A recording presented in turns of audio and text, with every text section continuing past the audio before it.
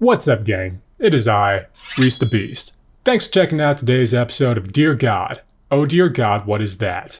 Today, we're going to be talking about the new blockbuster smash hit Sonic the Hedgehog, a movie that will likely go down in history as the film with the worst first impression ever known to man. The first trailer for Sonic the Hedgehog hit the internet on April 30th of 2019, and in a matter of hours, millions of Sonic fans were mortified to find that Paramount, in all their corporate wisdom, had taken the beloved blue hedgehog and dipped him in a vat of acid.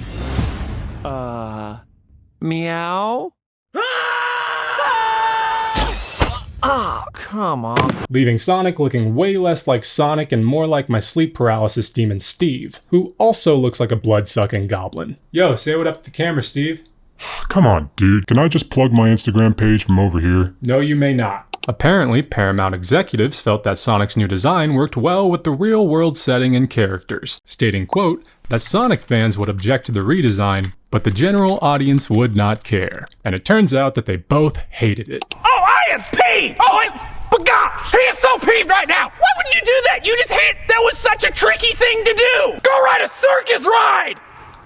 What? Due to the amount of backlash and death threats, Paramount decided to scrap the first design, publicly acknowledge their mistake, and promise to fix Sonic and make him normal again. 7 months later, the world was presented with the new trailer featuring the classic Sonic design that we all know and love. I'm Sonic, a little ball of super energy in an extremely handsome package. Sonic went from looking like this to looking like this. And the internet was looking like this. Oh, that's hot.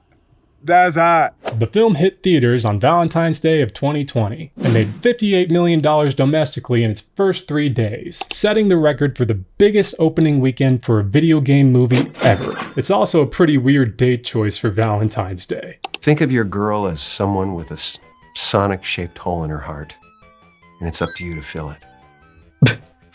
Fill that hole. That's my message. This Valentine's Day. On Rotten Tomatoes, the film received a mixed score with a 94% from audiences versus 63% from critics, which is right in the pocket for Sonic. Anyone who's familiar with Sonic lore can tell you that the franchise has been pumping out hot, middle-of-the-lane garbage for decades. Remember back in 2006 when Sonic had a human girlfriend and they made out? Sonic, come back. To me. To us.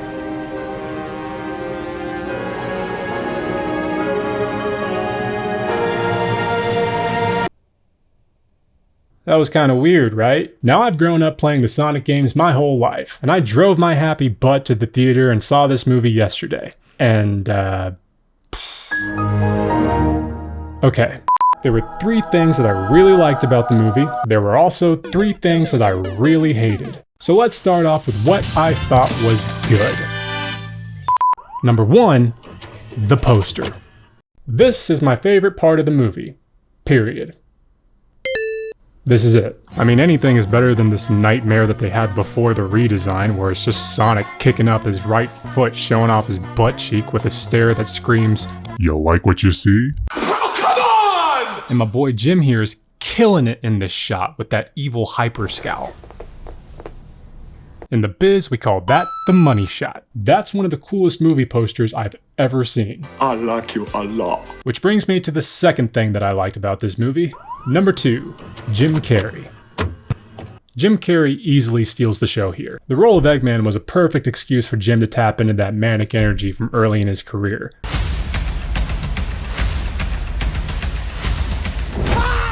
I just thought you might like a latte with steamed Austrian goat milk. Of course I want a latte. I love the way you make them!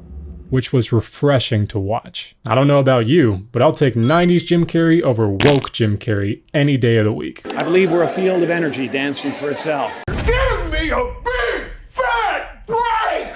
James Marsden was actually pretty good in the movie too, but that's to be expected. When it comes to pretending to talk to CGI animals, James Marsden is one of the best in the business. I could do this all day. Me too, Fred. I feel great. Fun fact, apparently Riff Raff, the rapper, was cast in an undisclosed role in the film and was later cut out of it. And I'd just like to say, for a movie that was built on bad decisions, that was a good call. Good call! Number 3, the visual effects. I don't know how they did it, but they did it, and they did it good. Sonic pops off the screen with a lot of heart, energy, and yes, wait for it, facial expressions. Take some notes, Disney. Lion King 2019 sucked. There. I said it. Kill him.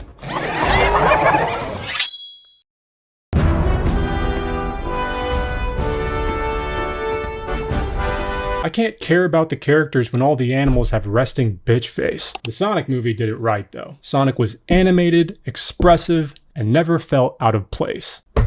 Boom. Good list done. That was cool! Perfect timing. My camera is about to die. So let's jump into the bad stuff, and I'll let my camera charge and I'll catch you tomorrow.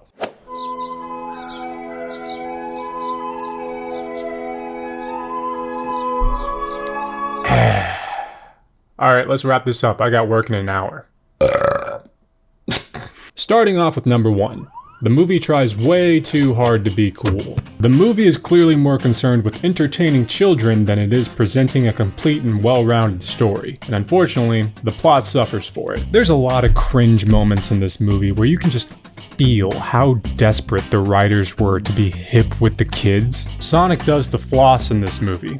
Twice. He does the floss twice. And apparently, I'm not the only one who noticed. Sonic is not the worst movie I've ever seen. It's just that it sucks if you're an adult. Easy laughs for kids no older than 10. Unless you are under the age of 5 years old, you have no reason to see this movie at all. Okay, yeah, this one's a little overboard. Just don't pay attention to Sean. And don't even get me started on the product placement. Number 2, the product placement. This movie has some of the most blatant product placement I've ever seen. Like when the main couple are planning to move and they just happen to find their apartment with a perfect shot of Zillow.com on the laptop in the background. Huh. Kinda like a commercial. And Olive Garden must have dropped some serious bucks because they had 2 ads in the movie. There's a scene in this movie where an army general is talking to the couple and Olive Garden just casually slips in the conversation, as it does. And this top-ranking general is like, "Have you tried their never-ending pasta bowl? It never ends." Yeah, except it did. In fact, the never-ending pasta bowl at Olive Garden was a limited-time deal. It only lasted until November of 2019. The movie was supposed to advertise the special while the deal was going on, but because of the redesign, it didn't. Give me a big fat break! Which leads me into my biggest issue with the Sonic the Hedgehog movie. Number 3, the visual effects.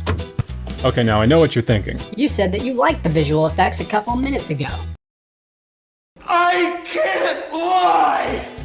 Correct. I did say that, and I stand behind it too. The visual effects are dope, and they were made possible because of the awesome team over at Moving Picture Company in Vancouver, who were in charge of all the VFX for the original cut and the redesign of the film. You might recognize their name from their past work on stuff like The Watchmen, Game of Thrones, Harry Potter. They even won an Academy Award for their work on Life of Pi. The Oscar goes to Life of Pi. And if you're wondering why I've been talking about the studio in past tense, well, that's because it's been shut down. This is really awkward for me because I don't know you personally, but we're gonna have to let you go. We're downsizing. Hey, you know what? It's not us, it's you. You suck. You're fired.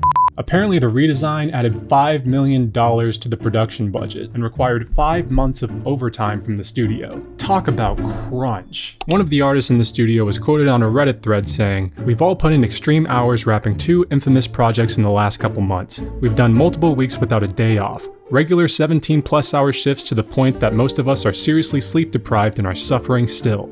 We've worked really hard to get this work out the door for MPC, and I'm genuinely ashamed that they're happier prioritizing their profit margins and tax incentives over the insane talent and commitment of hundreds of dedicated VFX artists in Vancouver. I honestly feel insulted, like I've given MPC my all, and in return they gave me the finger." And once the job was finished, as a reward for all their hard work, around 800 artists were fired 2 weeks before Christmas. The people got the Sonic they were hoping for, but at the cost of a huge studio with hundreds of talented artists. I just thought that this story deserved a little more attention than it's been getting. VFX artists are regularly overlooked. With how successful the film is, nobody's really talking about it. It's important that visual effects artists are given the respect they deserve. This was a huge year for VFX. Well, let's just give them the respect they deserve and give them the damn award. Okay.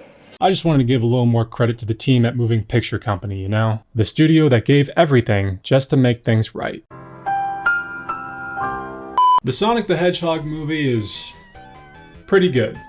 Not great, not perfect, not bad, pretty good. That's pretty good.